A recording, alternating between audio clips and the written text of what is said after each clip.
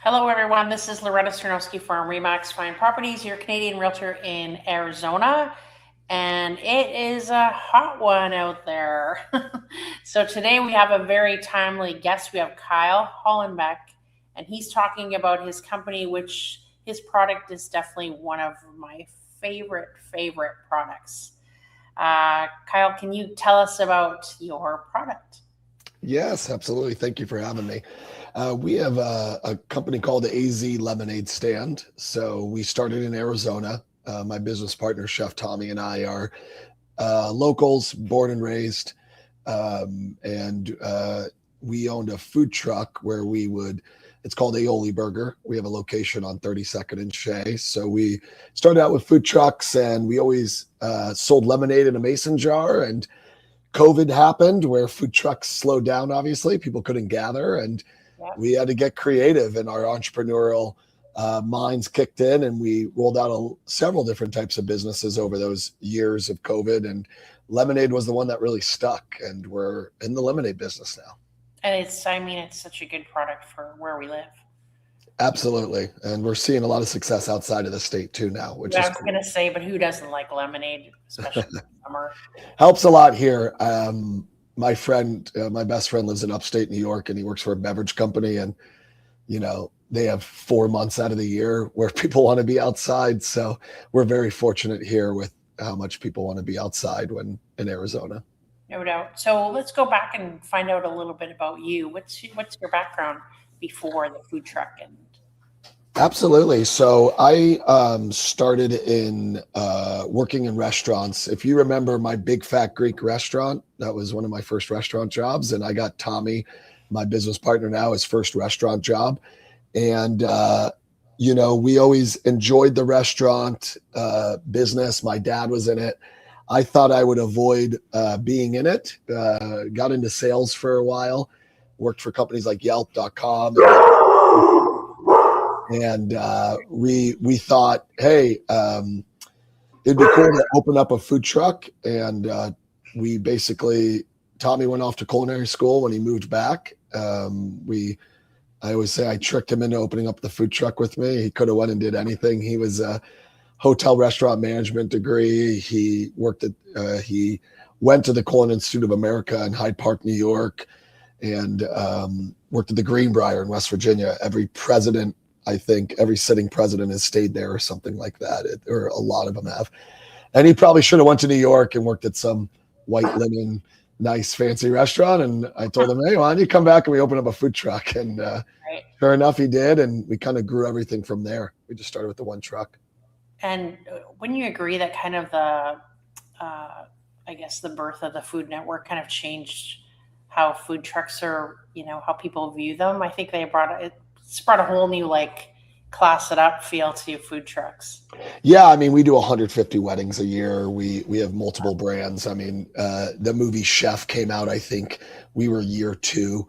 And it's funny, way that movie's perceived, where you can just tweet where you're at and everyone comes and shows up. We thought that's how it would be, and we found out very quickly, oh, that's not how it works. You being in real estate, leads just don't fall in your lap, right? You got to go out and you got to do different things. So we found out shortly, man, if we just go to somebody's house and do the birthday party, it's better than going to the concert all weekend and jeopardizing losing a ton of money and not knowing if it's going to be rain or is there going to be 3 other burger trucks. So we started targeting private events and doing birthday parties, bar mitzvahs, graduations, that sort of thing.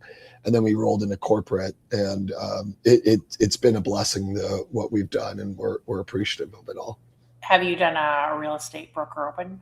Oh yeah, we've done our fair share of open houses and such. My mother was in real estate growing up, so I've always been around it. I respect it. I understand it. It's a hustle, and we've definitely done our fair share of those. And then other things like when Mattamy Homes or one of these big DMB, when they do their big master plan communities. I mean, some of that stuff, Vistancia, I always say that got us through a lot of summers, because they would do these.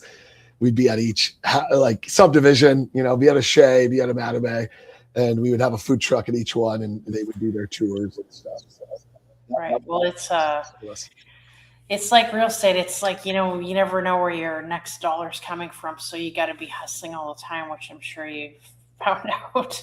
Yeah, definitely. That was the food truck business. And, when we fell into this lemonade, we always say we fell backwards into it.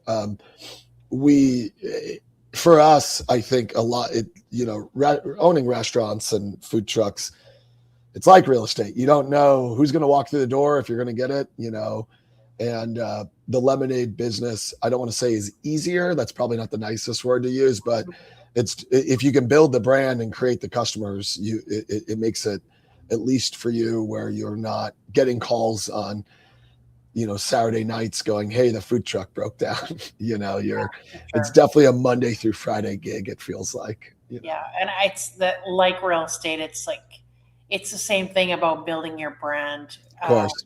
Treating your customers, having great customer service, so they'll come back to you.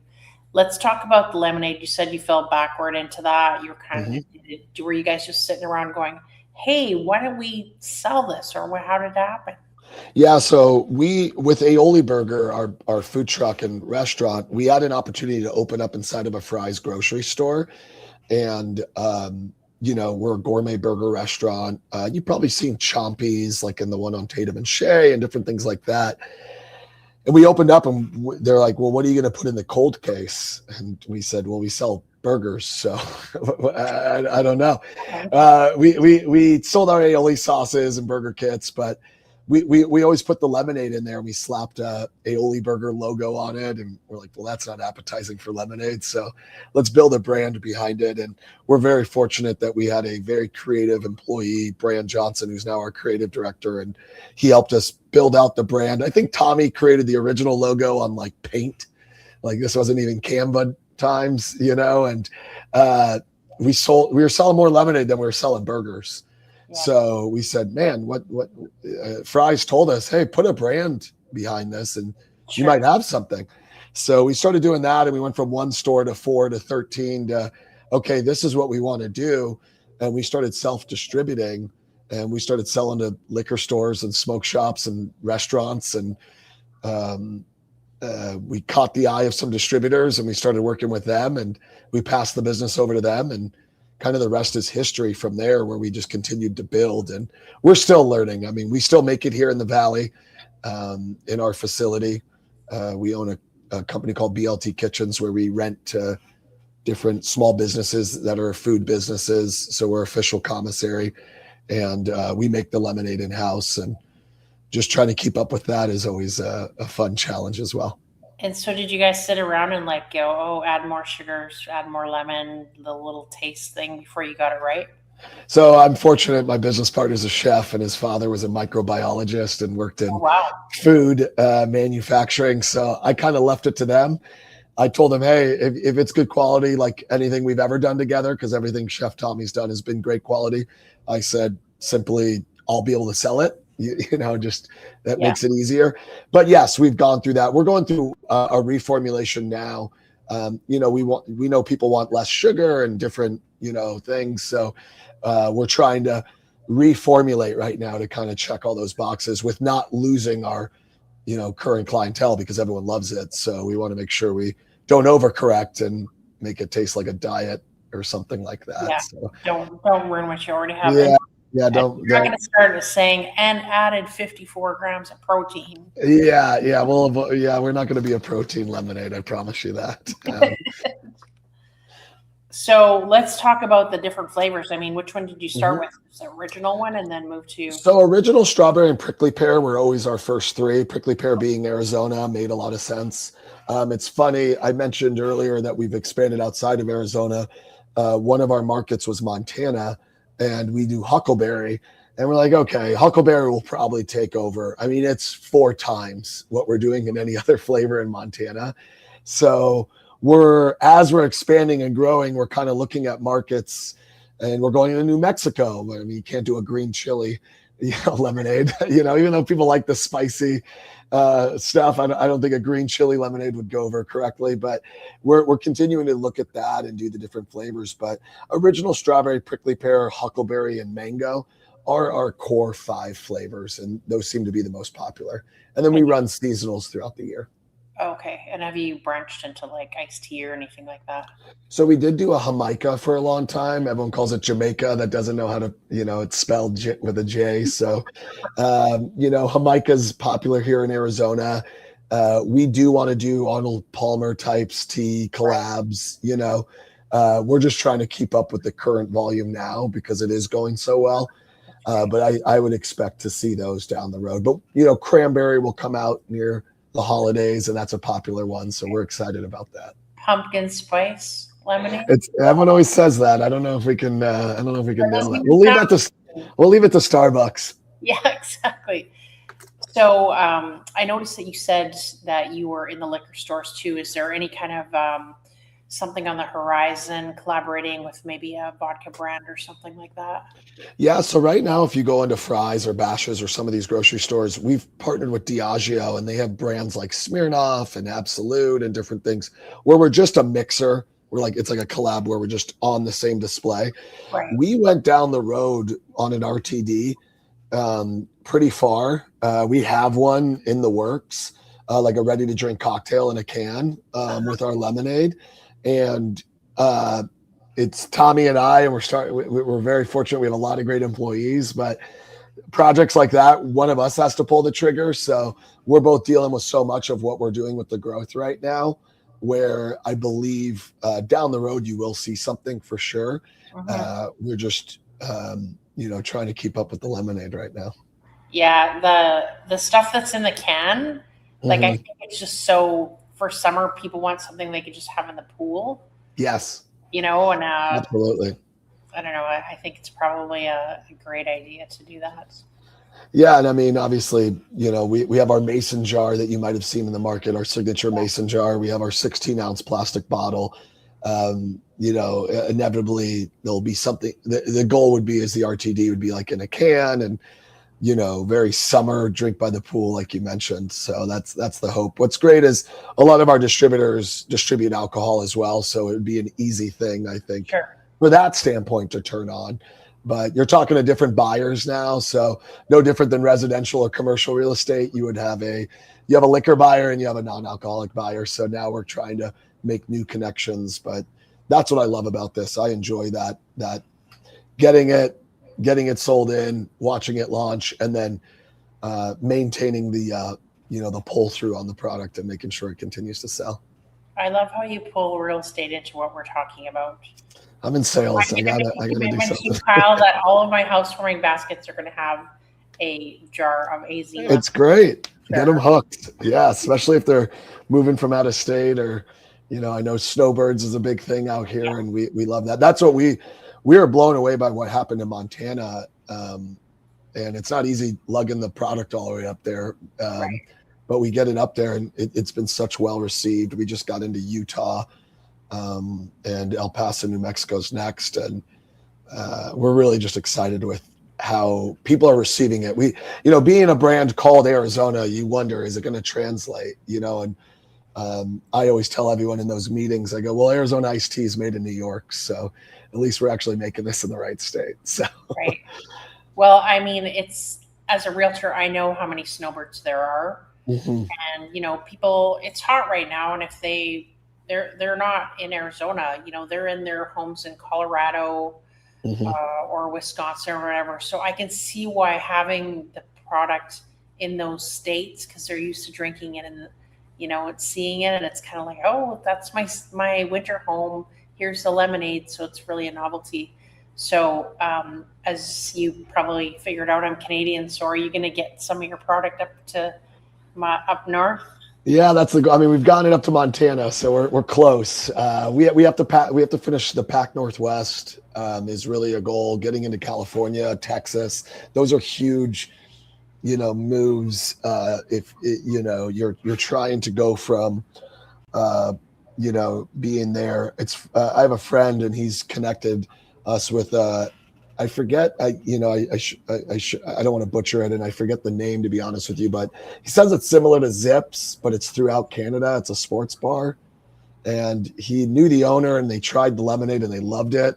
And like, we want it, and I'm like, I don't even know how to start getting something into Canada. So we're definitely working on it.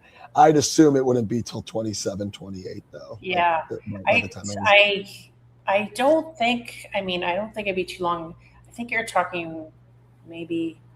I'm trying to think. Was it in Western Canada or I believe so, because he's like, you're already in Montana. It's not that much farther for you. And yeah.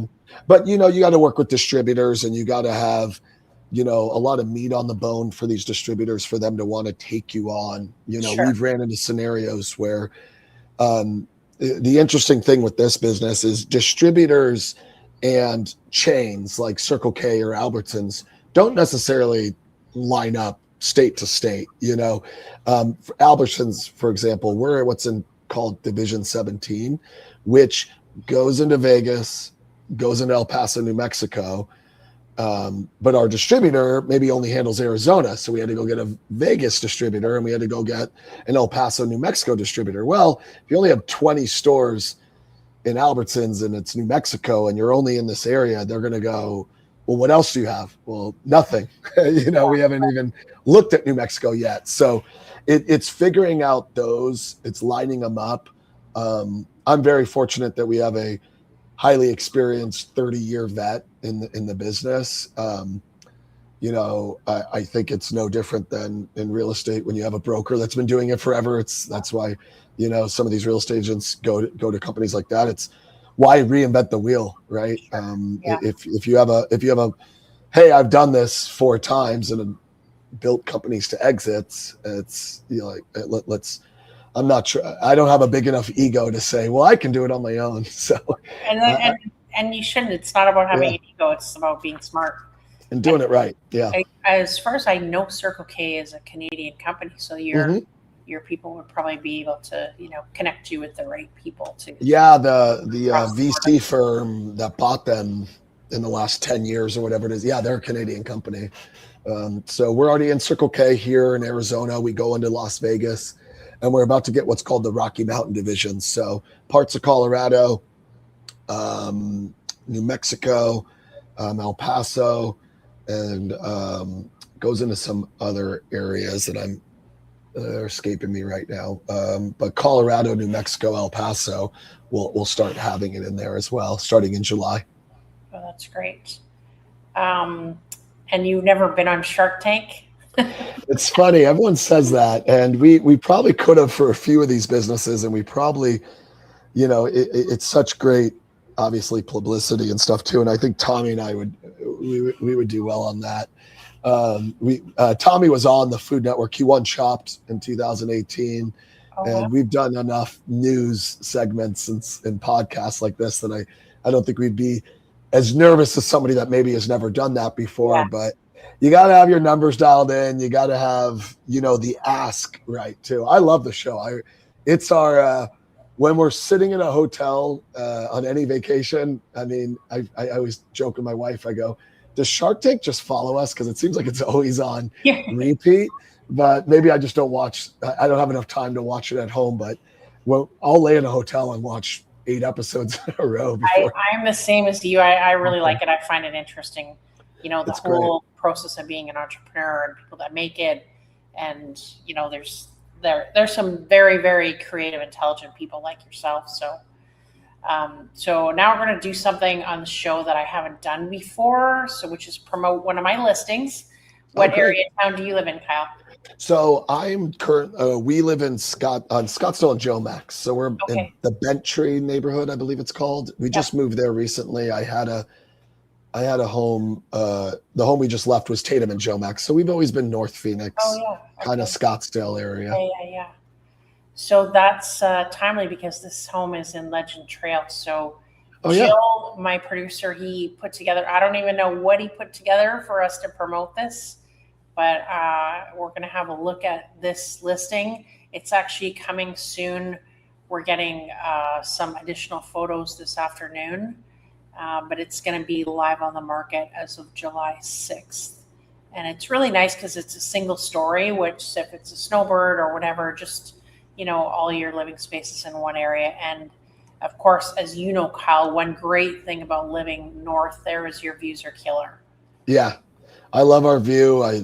We went from a 2-story to a single. We just had we have a 3-month-old and have a 6-year-old son. So we were done with the stairs. That's for sure. So I love know the it's single so level. laundry and vacuuming or whatever if you have carpet, which whatever we currently have a 2-story, and I'm always telling my boyfriend go to a single one. Okay, It makes a difference. Jill, let's see what our new listing looks like. Check out what I got. You wanna see something new? I got something for you. Watch what I can do. Hey, check out what I got. You wanna see something new? Now that I can do anything and everything I want to. Check out what I got.